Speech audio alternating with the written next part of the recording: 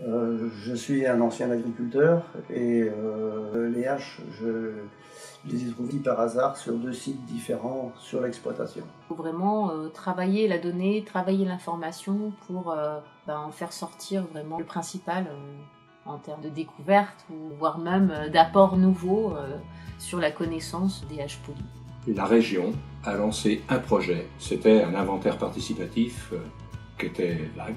Le CPIE a choisi la hache polie comme inventaire participatif, c'est donc pour ça qu'on a choisi le titre Âge de pierre, hache de pierre. 6000 ans avant Jésus-Christ, c'est les premiers agriculteurs.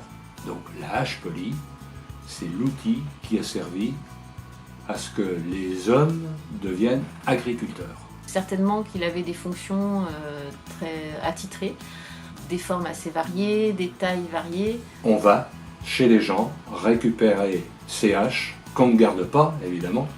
L'emprunt de l'objet est fait pour 6 mois. Après, il est restitué au propriétaire, après étude par le CPIE. Quand on nous apporte une hache, on va commencer tout d'abord par la première étape, ça va être tout simple, donc ça va être la mesurer, donc la longueur, la largeur, la peser, prendre les photos, les premières étapes documentaires en fait.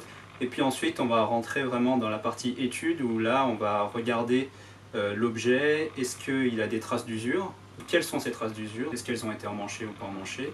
Et une fois que cette partie étude archéologique est finie, on va emmener l'objet à un géologue de l'université d'Angers qui lui va étudier plutôt la roche. Une fois que ça c'est fait, on va réaliser toute une série de photos tout autour de l'objet pour pouvoir ensuite réaliser ce qu'on appelle une photogrammétrie.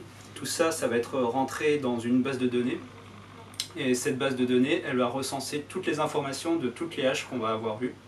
Toutes ces informations, on va pouvoir les croiser pour pouvoir en tirer des cartes de répartition des haches, pour pouvoir déterminer quelles sont les roches les plus utilisées, quelles sont les formes les plus utilisées. C'est intéressant de savoir l'objet qu'on a entre les mains, à quoi il a pu servir, de quelle matière il est.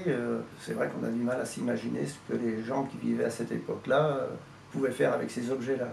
Les 2 plus belles que j'ai dû rapporter, qui m'ont été confiées, c'est 2 jadéites. Des jadéites, on n'en avait pas beaucoup, c'est assez exceptionnel. Et aussi des haches qui sont spéciales parce que ça s'appelle des haches à boutons.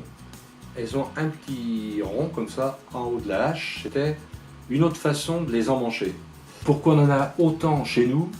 Peut-être que c'est chez nous qu'on avait cette façon d'emmancher la hache différemment.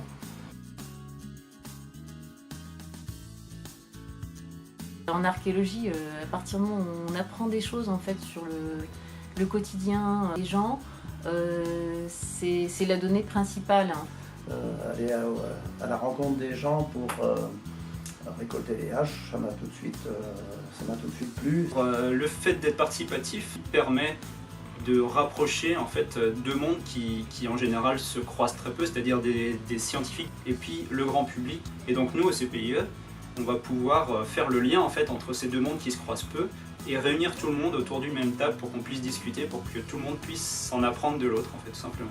Et on a donc lancé cet inventaire participatif sur la hache polie pour qu'on puisse trouver au moins 300 nouvelles haches polies. Et je pense qu'on y arrivera puisqu'il y a déjà un certain nombre de haches qui sont arrivées.